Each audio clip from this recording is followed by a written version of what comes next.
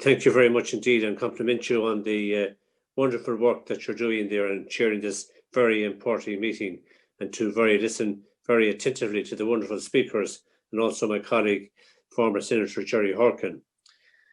Over 450 acts of terrorism outside of Iran by the Iranian regime have been documented by the National Council of Resistance of Iran, the NCRI, since 2001. And then we have a long list of hostage taking and the murdering of the foreign nationals in Lebanon, bombing in Beirut in 1982, killing 241 American service members and 58 French military personnel, killing of innocent people in the streets of Paris in 1986, and killing the Hajj pilgrims in Mecca in 1987. And more importantly, the bombing in Argentina in 1994, using 275 kilograms of explosives against a Jewish center. And also the killing of 88 people and injuring 151 more in the Colbert Tower bombing in 1996, which resulted in the killing of 19 and the wounding of 500 American service members. The list goes on.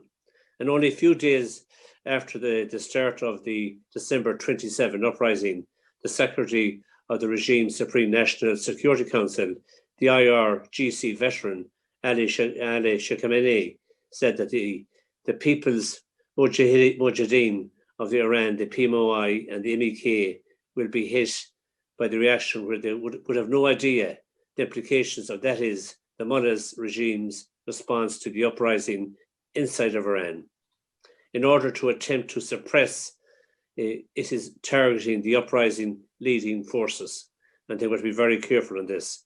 The Iranian regime's leaders plan to launch a major terrorist attack against the free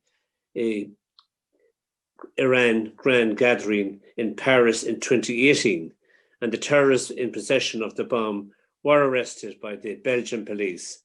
I suppose the regime's terrorist diplomat who had handed them the bomb was also arrested and has been in prison since then.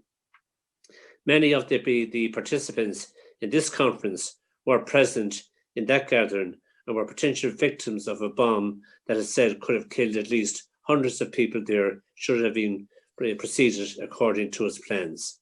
And back in 2018, the French intelligence agency stated that the Iranian Ministry of Intelligence has undoubtedly been involved in the bombing plot, and the Belgian authorities have also come to the same conclusions. Now that the plot of the regime had foiled, and everything points to the fact that it was sanctioned by the regime's top authorities, all the way to a supreme leader, the imprisoned so-called diplomat of the regime has threatened Belgium that if convicted, there will be consequences for the country, as armed groups in Iran and some other countries that are linked to the regime and watching its trial process. This recording was verified even by his lawyer. Let us get this clear. They have been led to believe that they were entitled to commit terrorism on European soil, and then if they were caught, they must be let get away with it. Otherwise, there will be more consequences in the form of future terrorist attacks coming for Europe. The key question here is, what has enabled the emboldened, the criminal regime of the Ayatollahs to hold such mindset and enact in such criminal ways in Europe?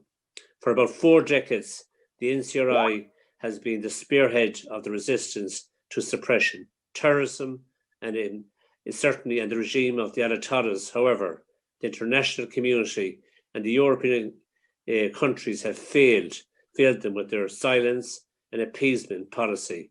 If our governments continue failing to do what is right, which is to stand up to the export of fanatic ideology and the export of terrorism, and we do not rise to protect them in these situations, the NCRI, who are at the front of the war, then soon enough it will become our own war to directly fight. In a resolution in June, in conclusion of this year, a majority in the US House of Representatives urged governments to prevent the malign activities of the Iranian regime's diplomatic missions with the goal of closing the embassies, including the Iranian embassy in Albania. This is the rightful, firm and effective policy which must be carried out on this side of the Atlantic by all European governments in unity. So I'm delighted to be part of this very important Strong conference, complimenting the great work that you're doing, and it's very important that our voice, that we get straight talk, action and results, and the time of appeasement must stop. Thank you.